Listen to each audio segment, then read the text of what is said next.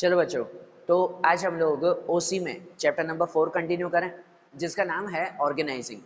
देखो, इस चैप्टर में हम लोग ऑर्गेनाइजिंग के टॉपिक्स देख रहे थे, जिसमें लास्ट हमारा टॉपिक चल रहा था टाइप्स ऑफ ऑर्गेनाइजेशंस।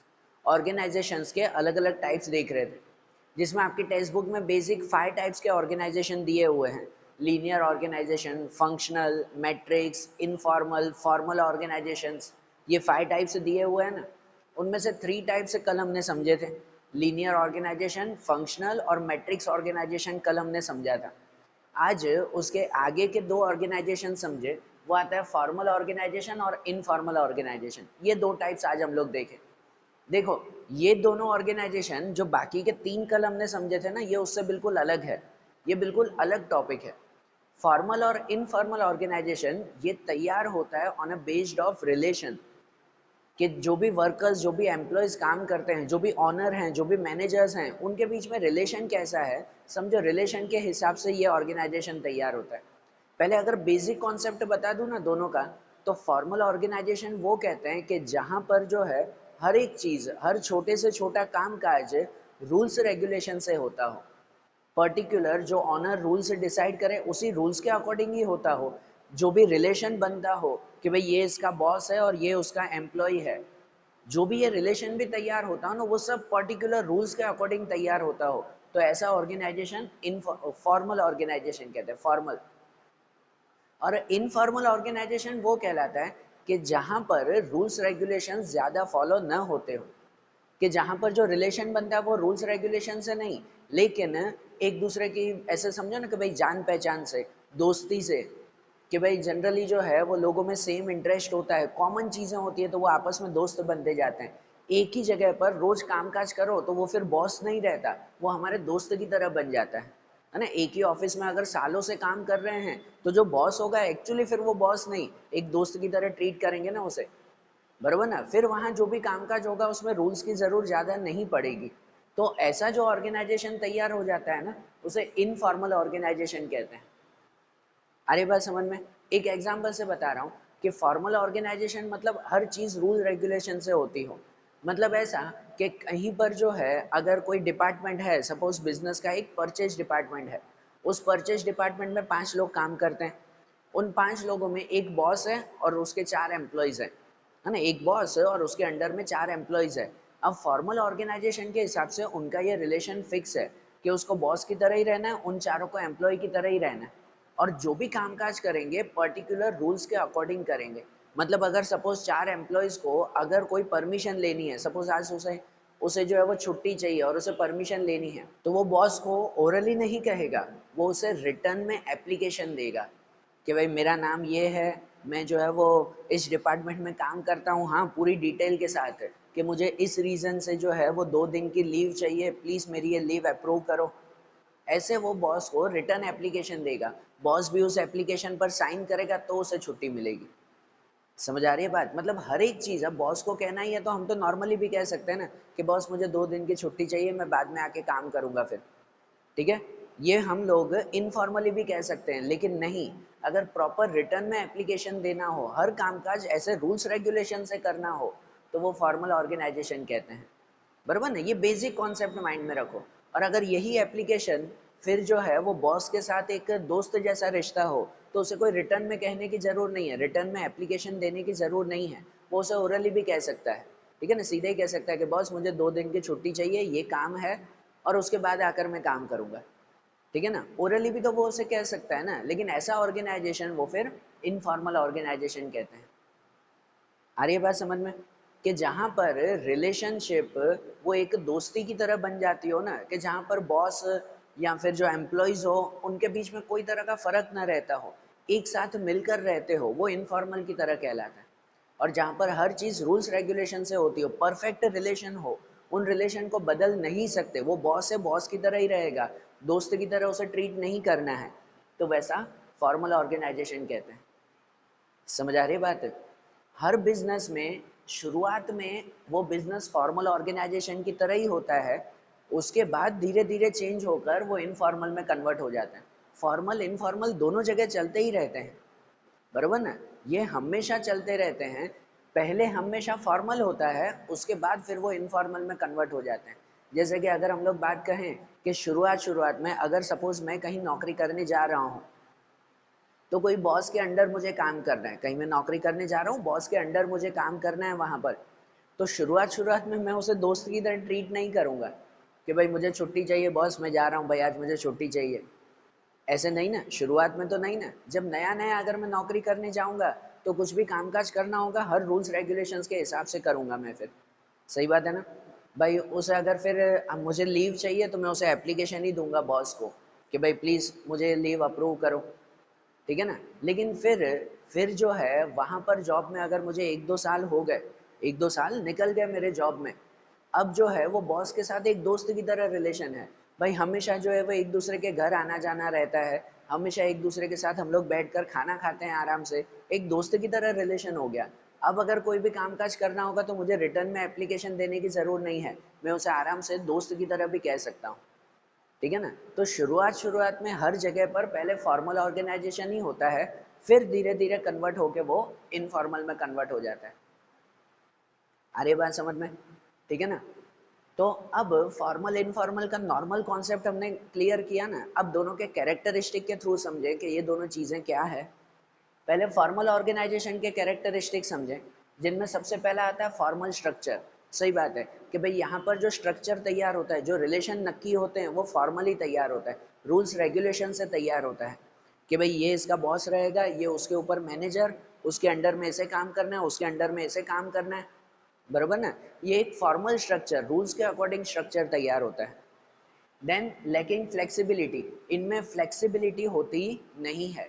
जिसको जो काम सौंपा हुआ है, जिसको जो रिस्पॉन्सिबिलिटी एंड अथॉरिटी दी हुई है, वो वही रिस्पॉन्सिबिलिटी एंड अथॉरिटी जो है वो चलाएगा, कोई और उसका काम नहीं कर पाएगा। देखो इसका भी एग्जांपल दूं, कितनी बार ऐसा होता है कि अगर जो है वो एक डिपार्टमेंट में 4-5 लोग साथ में काम कर रहे हैं, एक दोस्ती की तरह जो है वो उनका रिलेशन हो जाता है। फिर कितनी बार हो जाता है ना ऐसा कि भाई अगर जो है वो सपोज कोई एक वर्कर नहीं आता तो वो दूसरे को फ़ोन कर देता है कि यार आज मुझे अर्जेंट काम आ गया, मैं नहीं आ रहा हूँ, प्लीज़ मेरा ये काम तुम संभाल लेना ना, है ना? भाई मेरे कंप्यूटर का भी ये थोड़ा सा काम तुम कर देना ना, बरोबर ना? कहते हैं ना ऐसा। तो ये चीज़ जब ऐसे फ्रेंकली कहते हो ना, वो इनफॉर्मल में होता है। इनफॉर्मल में ऐसी फ्लेक्सिबिलिटी होती है कि चलो आज अगर नहीं आया और कुछ काम हुआ तो चलो मिलकर कर लेंगे, मैं नहीं कर रहा हूँ तो ठीक है, मेरा काम तुम कर लो, तुम्हारा काम मैं कर लूँगा थोड़ा, बरोबर? ये फ्लेक्सिबिलिटी रहती है। फॉर्मल में ये फ्लेक्सिबिलिटी होती नहीं है। लैकिंग फ्लेक्सिबिलिटी, वहाँ पर ऐसी फ्लेक्सिबिलिटी नहीं है, वहाँ जिसको जो काम सौंपा हुआ हो उसको वही काम करना है कंपलसरी, बरोबर ना? कोई तरह की फ्लेक्सिबिलिटी रहती नहीं है वहाँ पर। उसके बाद delegation of power from upper two lower level, इनमें पावर हमेशा अपर टू लोअर लेवल में आता है। मतलब जो अपर लेवल पे होते हैं, जो बॉस होते हैं, जो हेड होते हैं, उनके पास ज़्यादा पावर होता है, उसके अंडर काम करने वाले को कम पावर, उसके और अंडर काम करने वाले को और थोड़ा कम पावर होता है, बरोबर ना? मेन डिसीजन तो वो ऑनर लेंगे या मैनेजर्स लेंगे, बोर्ड ऑफ डायरेक्टर्स लेंगे, उसके अंडर काम करने वाले वो उन्हें ऑर्डर देंगे, उनके पास कम पावर होता है, उसके अंडर में और कम पावर होता है। तो यहाँ पर पावर हमेशा अपर टू लोअर लेवल में आता है। और इनफॉर्मल में ज़्यादातर पावर की बात नहीं की जाती। भले वो बॉस है, भले उसके पास पावर है, लेकिन वो पावर का ना मिस यूज़ करेगा, ना वो अपना पावर दिखाएगा, एक दोस्त की तरह काम करेगा अपने एम्प्लॉयज़ के साथ, बराबर ना? वो इनफॉर्मल ऑर्गेनाइजेशन। यहाँ पर पावर हमेशा अपर टू लोअर लेवल में आता है।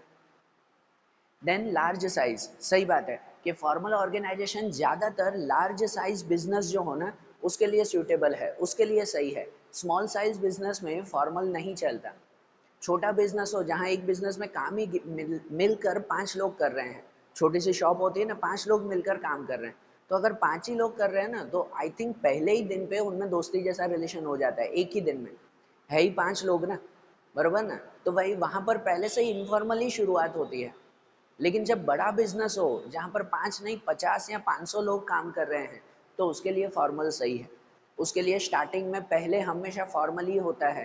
भाई देखो ये तुम्हारा बॉस है, उसके ऊपर ये बॉस है और उसके ऊपर ये ऑनर है, बरोबर? एक फिक्स रिलेशन होता है उनके अंदर। तो लार्ज साइज बिजनेस में जो है ये फॉर्मल ऑर्गेनाइजेशन सूटेबल है। देन पर्टिकुलर रिलेशंस, ये भी मैंने बताया कि भाई इसमें पर्टिकुलर रिलेशन फिक्स होते हैं। भाई कौन किसके अंडर में काम करेगा और कौन किसके लिए काम करेगा, ये चीज़ें पहले से ही फिक्स होती हैं। एंड कम्युनिकेशन, फॉर्मल ऑर्गेनाइजेशन में कम्युनिकेशन, कोई भी बातचीत हमेशा फॉर्मल वे में होती है या कहो रूल्स रेगुलेशन से होती है। यहाँ पर जो भी बातचीत होती हो हमेशा रिटर्न में होती है, रिटर्न में। भाई सामने वाले को अगर ये भी कहना भी हो ना कि यार कल शाम को 5 बजे मीटिंग है और सबको हाजिर रहना है, तो ये चीज़ भी ओरली नहीं कह सकते, उसे जो है वो रिटर्न में कहना होगा, या तो पेपर पे लिख के देना होगा कि देखो भाई कल जो है वो ये मीटिंग है, या फिर उसे पर्टिकुलर मेल भेजना होगा, मैसेज भेजना होगा, या रिटर्न में उसे देना होगा कि कल शाम को इतने बजे मीटिंग है, सबको आना है। बरोबर, यहाँ कम्युनिकेशन हमेशा फॉर्मल वे में होता है, इनफॉर्मल में नहीं। और फॉर्मल भी कैसा पता है कि अगर मेल भेज रहे हैं तो पता है जैसे आप लोग लेटर लिखते हो ना, फॉर्मल लेटर, वैसे पर्टिकुलर रूल्स के साथ है कि भाई सब्जेक्ट क्या है, टू किसको भेज रहे हैं, फिर पूरी डिटेल के साथ कि you are kindly informing that tomorrow will be a meeting at 5 PM, पूरी डिटेल के साथ लिखा हुआ, फिर उसे जो है वो भेजा जाता है। समझ आ रहा है ना? तो यहाँ पर कम्युनिकेशन हमेशा फॉर्मल वे में होता है, इनफॉर्मल में नहीं। तो ये फॉर्मल ऑर्गेनाइजेशन हुआ। वैसा ही उसका अपोजिट आता है इनफॉर्मल ऑर्गेनाइजेशन। उनके कैरेक्टरिस्टिक समझो तो यहाँ पर इनफॉर्मल स्ट्रक्चर, यहाँ पर जो स्ट्रक्चर होता है वो फॉर्मली नहीं इनफॉर्मली तैयार होता है। मतलब कि यहाँ पर ह्यूमन रिलेशंस के अकॉर्डिंग जो है वो स्ट्रक्चर तैयार होता है। मतलब यहाँ पर जो ग्रुप बनता है ना, वो बॉस नहीं तैयार करता, खुद आपस में ही जो है वो दोस्ती के हिसाब से एक ग्रुप बन जाते हैं। ठीक है, इनमें बेस्ड ऑन ह्यूमन रिलेशन, इनमें जो स्ट्रक्चर बनता है, जो ग्रुप बनता है, वो ह्यूमन रिलेशन के अकॉर्डिंग बनता है। अब जैसे भले ही जो है वो यहाँ पर फॉर्मल के हिसाब से बॉस नक्की करता होगा, देखो परचेज डिपार्टमेंट में तुम 5 लोगों को काम करना है साथ में, तो वो 5 लोग नौकरी के हिसाब से साथ में काम करेंगे, वो फॉर्मली। लेकिन बाहर जाते वक्त वो हो, जरूरी नहीं है कि वो 5 लोग साथ में ही घूमे फिरें। उन 5 में से 2 लोग कोई 2 अलग दोस्तों के साथ घूमेंगे, वो 2 अलग दोस्तों के साथ घूमेंगे। जनरली उनमें जो रिलेशंस बनता है ना, वो जो है क्या कह सकते हैं कि लोगों में सेम इंटरेस्ट हो, सेम हॉबीज हो, हैबिट्स हो, बराबर ना, कुछ जो है वो सिमिलैरिटीज हो, उनके अकॉर्डिंग उनका रिलेशन बनता है इनफॉर्मल में। जैसे वो होता है कि भाई किसी की जो है वो कॉमन हॉबीज होती है या हैबिट होती है, किसी को क्रिकेट पसंद है तो पता है 5 लोगों का एक ग्रुप बन जाता है कि यार वो लोग बैठकर हमेशा क्रिकेट की बातें करते हैं, इसलिए उनकी दोस्ती हुई। किसी को मूवीज ज्यादा पसंद है तो उन लोगों का एक अलग ग्रुप बन जाता है। बरोबर, ये एग्जाम्पल अगर आपके स्कूल के हिसाब से दूं ना, तो स्कूल में आपके टीचर्स जो होते हैं वो आपको फॉर्मल ऑर्गेनाइजेशन की तरह जो है वो अरेंज करते हैं, लेकिन आप आपस में जो स्ट्रक्चर बनाते हो ना, वो इनफॉर्मली तैयार होता है। बरोबर, आपके स्कूल में जैसे एग्जांपल दूं कि आपके स्कूल में आपके टीचर्स हैं ना, आप सबको बेंच पे बिठाते हैं। ठीक है, बेंच पे बिठाते हैं, फिर वो नक्की करते हैं कि भाई देखो तुम्हें यहीं पे ही बैठना है, तुम्हें इस बेंच पे ही बैठना है। हुआ है ना ऐसा स्कूल में बहुत बार कि आपको पर्टिकुलर इसी बेंच पे बैठना है, यहाँ से जो है वो जगह मत बदलना, भाई जो है वो प्लेस मत बदलना है, भाई जहाँ बिठा रहे हो वहीं पे ही बैठना है आपको। टीचर ऐसे नक्की करते हैं, वो फॉर्मल की तरह हुआ। वे टीचर्स रूल्स रेगुलेशंस नक्की करती है, लेकिन कब तक? जब तक क्लास चल रहा है तब तक। रिसेस होते ही, छुट्टी होते ही जो पास में जिसके साथ बैठे थे उसके साथ बातचीत होती है? नहीं। रिसेस या छुट्टी होते ही जो है वो हमारा अलग ग्रुप बन जाता है कि भाई जिसके जान पहचान हो, जिससे दोस्ती हो, हम जो है वो 5-6 लोग अलग जाकर बैठेंगे। फिर जो है वो क्लास में भले ही जो है वो टीचर के हिसाब से बैठे, बाहर फिर अलग बैठेंगे। सही बात है ना, होता है ना ऐसा। तो टीचर भले ही फॉर्मल के अकॉर्डिंग हमें स्ट्रक्चर तैयार करे, लेकिन हम लोग इनफॉर्मल के अकॉर्डिंग स्ट्रक्चर तैयार करते हैं। या टीचर किसी दिन क्लास में नहीं होती तो हम अपनी प्लेस बदल देते हैं, पर वो ना आगे पीछे बैठ जाते हैं। होता है ना ऐसा। बिजनेस में भी ऐसा होता है कि भले बॉस कहता हो कि नहीं भाई तुम्हें इसके अंडर में काम करना है, नौकरी करने के लिए उसके अंडर में काम करेगा, लेकिन बाहर जाते ही उसकी दोस्ती और किसी से होगी। बरोबर, तो यहाँ पर ऐसा इनफॉर्मल स्ट्रक्चर तैयार होता है। Then ever changing, informal organisation हमेशा बदलता रहता है। इनमें हाई फ्लेक्सिबिलिटी होती है, इनमें फ्लेक्सिबिलिटी नहीं होती, इसमें फ्लेक्सिबिलिटी होती है। ये हमेशा बदलता रहता है। कितनी बार होता है ना कि कोई जो पर्सन हो, उस पर्सन का जो है वो प्रमोशन होता हो, चेंज होता हो, एक डिपार्टमेंट से अब दूसरे डिपार्टमेंट में काम करने जा रहा है, तो उसके हिसाब से जो है वो उसके रिलेशन बदलते रहते हैं।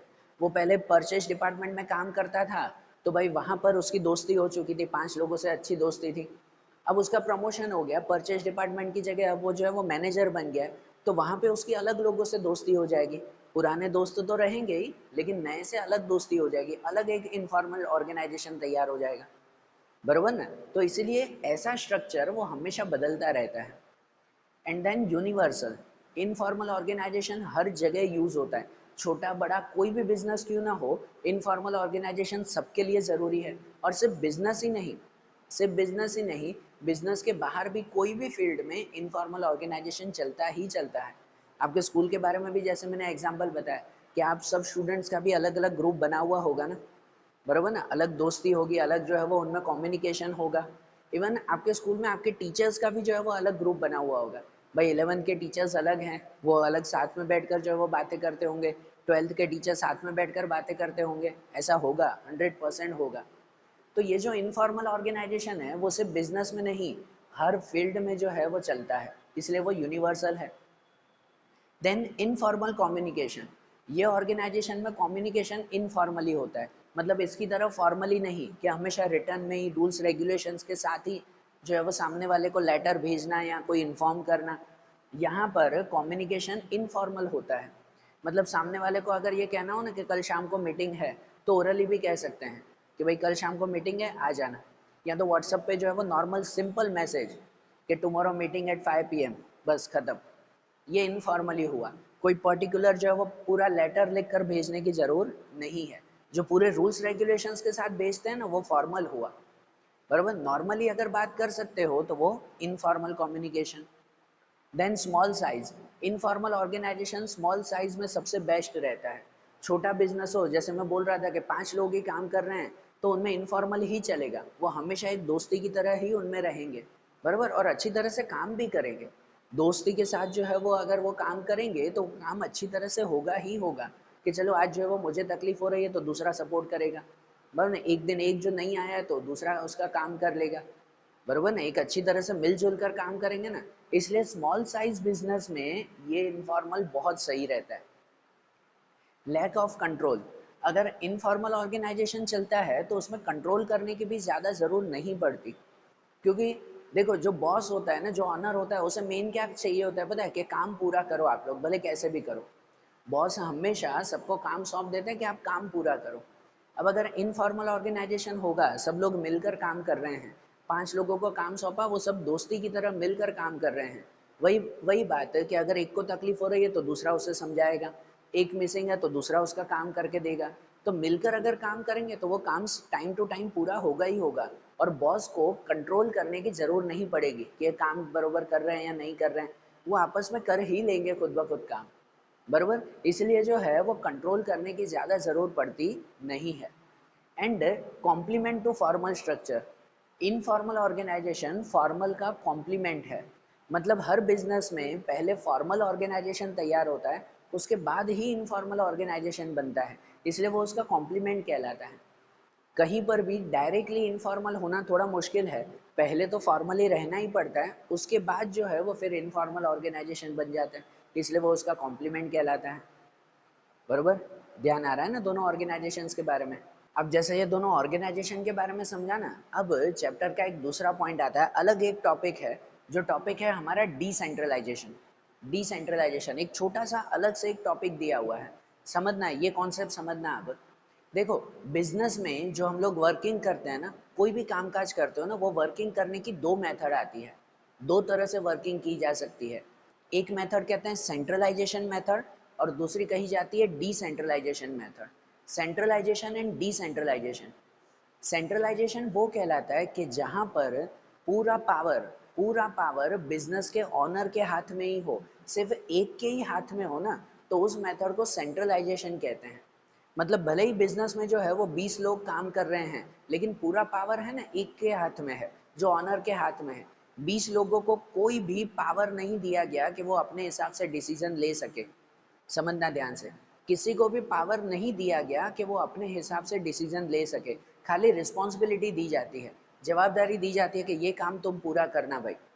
पावर पूरा एक के हाथ में है, वो सेंट्रलाइजेशन होता है। मतलब उन 20 लोगों को अगर कोई भी डिसीजन लेना है ना, कुछ भी कामकाज करना है ना, पहले ऑनर से पूछना है कि भाई प्लीज़ मैं ये काम करूं, वो परमिशन दे तो वो काम करना है।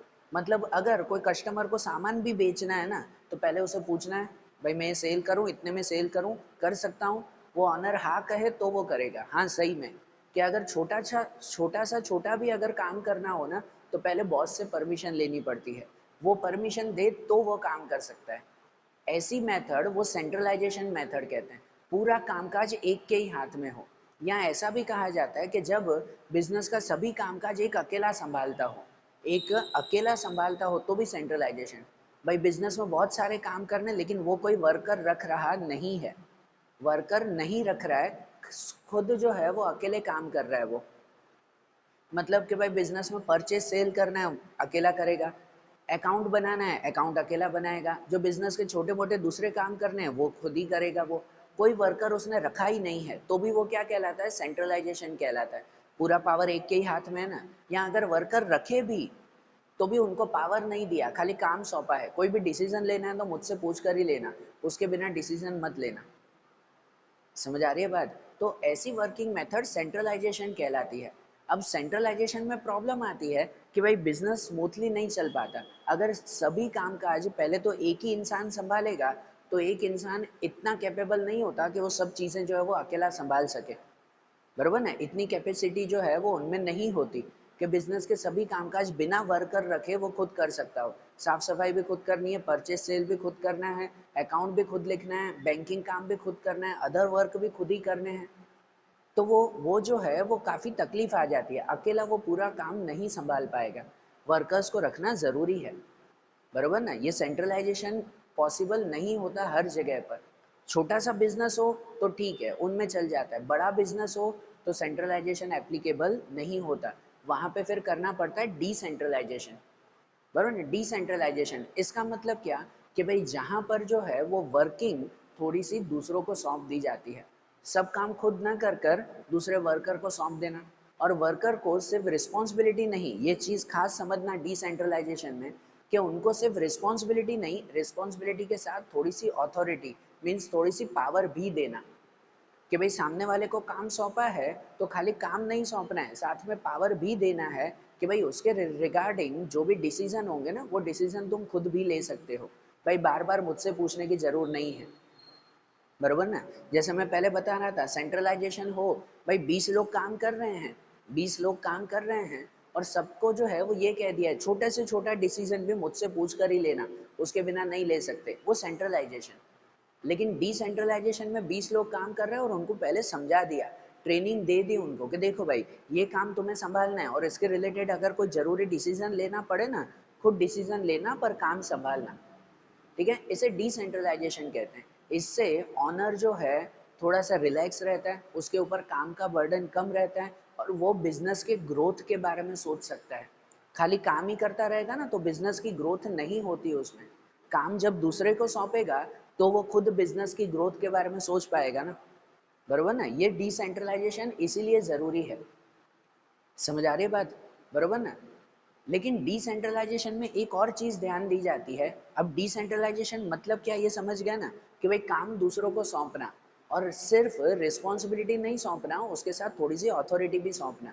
लेकिन डिसेंट्रलाइजेशन में ये चीज खास ध्यान देते हैं कि जब अथॉरिटी पावर दूसरे को दिया जाता है, वो एक लिमिटेड पावर हमेशा दिया जाता है। हमेशा बिजनेस का आखिरी पावर, आखिरी डिसीजन वो ऑनर अपने पास ही रखता है, बरोबर ना? भले ही कितना भी डिसेंट्रलाइजेशन क्यों ना हो, आखिरी पावर हमेशा ऑनर के हाथ में ही रहता है। ये बात खास ध्यान देते हैं डिसेंट्रलाइजेशन में। भले मेरे यहाँ 20 लोग काम कर रहे हो, मैंने सबको काम समझा दिया कि भाई ये काम तुम करना, उसके रिगार्डिंग डिसीजन भी तुम लेना, ये तुम्हें पावर दिया हुआ है। लेकिन अगर वो कोई गलत डिसीजन ले रहा है तो आखिरी पावर तो अभी भी मेरे हाथ में है ना, मैं उस डिसीजन को सुधार सकता हूँ, वो गलत काम कर रहा है तो उसे नौकरी से निकाल भी सकता हूँ। पूरा बिजनेस उसे नहीं सौंप दिया है, पावर सौंप दिया मतलब सब कुछ उसे नहीं सौंप दिया कि करो अपने हिसाब से काम, क्या पता वो गलत काम करे तो फिर, बरोबर ना? उसके रिगार्डिंग फाइनल पावर तो हमारे हाथ में होता है ना, ठीक है ना?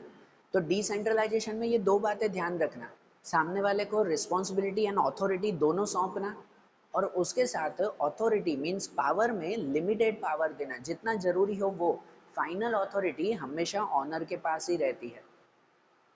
समझ आ रहा है? कॉन्सेप्ट क्लियर हो रहा है ना, डिसेंट्रलाइजेशन मतलब क्या? और बड़ा कोई बिजनेस हो ना, लार्ज बिजनेस, तो उसमें डिसेंट्रलाइजेशन बहुत जरूरी है। उसकी कुछ इंपॉर्टेंट्स आपको दी गई है कि डिसेंट्रलाइजेशन से फ़ायदा क्या होता है। तो जैसे सबसे पहला फ़ायदा है quick decision. Quick decision, decentralisation से जो है वो डिसीजन जल्दी लिए जाएंगे। अगर ऑनर खुद अपना सब काम खुद ही संभाल रहा है तो कितनी बार डिसीजन लेने में लेट होता है कि यार 10 काम संभालने हैं, रुको ना बाद में सोच के बताता हूँ। होता है ना कि कोई अगर कोई पूछे, जैसे वर्कर को कह दिया कुछ भी काम करना है मुझसे पूछ कर ही करना है सेंट्रलाइजेशन में, तो वो उनसे अगर पूछते रहेंगे तो वो ऑनर कहेगा ना रुको अभी मैं दूसरे काम में बिजी हूँ बाद में बताता हूँ, रुको मैं बाद में बताता हूँ, ऐसे वो कहता रहेगा, बरोबर, जिसकी वजह से डिसीजन जल्दी नहीं लिए जाएंगे। अब अगर डिसेंट्रलाइजेशन में काम दूसरों को सौंप दिया है, अब एक को ही वो काम संभालना है, वो उस चीज़ में एक्सपर्ट भी होगा, तो वो डिसीजन उसके हिसाब से जल्दी ले लेगा ना, और बिजनेस में जल्दी डिसीजन लिए जाएंगे तो वर्किंग भी जल्दी होगी उसमें, बरोबर। Then less workload on top level. Decentralisation की वजह से टॉप लेवल पे जो ऑनर बोर्ड ऑफ डायरेक्टर्स जहाँ पर होते हैं वहाँ पे वर्कलोड कम होता है। मैंने बताया ना कामकाज दूसरों को सौंप देना, तो उनका वर्कलोड कम होता है जिससे वो बिजनेस के डेवलपमेंट के बारे में, बिजनेस की ग्रोथ के बारे में, नए नए इनोवेशंस के बारे में सोच पाएंगे, नई नई चीज़ों के बारे में वो सोच पाएंगे, बराबर ना। Then increase in motivation. Decentralisation से मोटिवेशन बढ़ता है। अगर वर्कर को काम सौंप दिया जाए ना और साथ में रिस्पॉन्सिबिलिटी और पावर भी दिया जाए तो उन्हें मोटिवेशन आता है कि यार बॉस ने जो है वो मुझे इतनी जवाबदारी और इतना पावर भी दिया है, तो भाई मैं और अच्छी तरह से बॉस को काम करके दिखाऊंगा, बरोबर। तो अगर सामने वाले को हम काम सौंपते हैं, डिसेंट्रलाइजेशन करते हैं, तो उन एम्प्लॉयज़ में भी एक तरह का मोटिवेशन बनता है, उन्हें काम करने का मज़ा आता है फिर। Then increase in management abilities भी बढ़ती है। जब हम डिसेंट्रलाइजेशन करते हैं, सामने वाले को काम सौंपते हैं, तो वो उस काम में एक्सपर्ट होता है। ऑनर के पास सभी एक्सपर्टाइज नहीं होती जो हर फील्ड में एक्सपर्ट हो।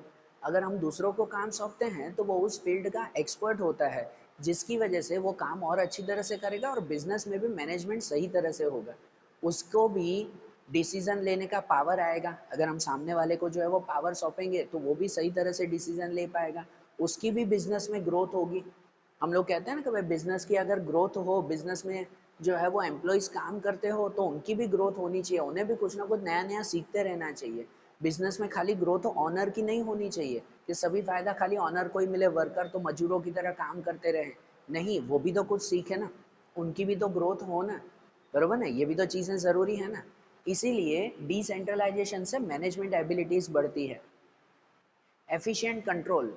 डिसेंट्रलाइजेशन की वजह से कंट्रोल सही तरह से होता है कि अगर हमने सबको काम सौंपा है उनके हिसाब से, तो वो हम कंट्रोल कर सकते हैं कि वो अपने हिसाब से काम कर रहा है या नहीं कर रहा है, बरोबर ना। अगर काम सौंप दिया है तो वो अपने हिसाब से काम कर रहा है या नहीं कर रहा है, ये जो है वो चेक करना बहुत ज़रूरी और ईजी हो जाता है, उसमें इफेक्टिव कंट्रोल रहता है। And harmony is created.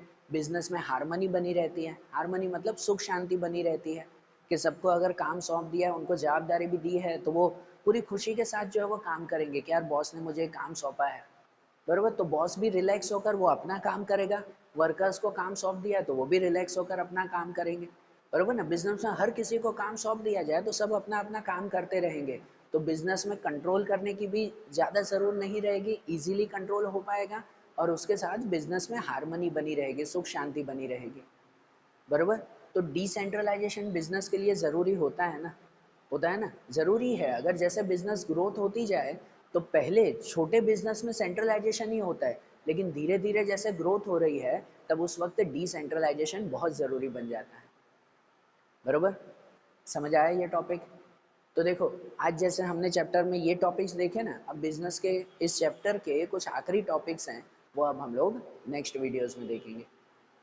Okay, thank you.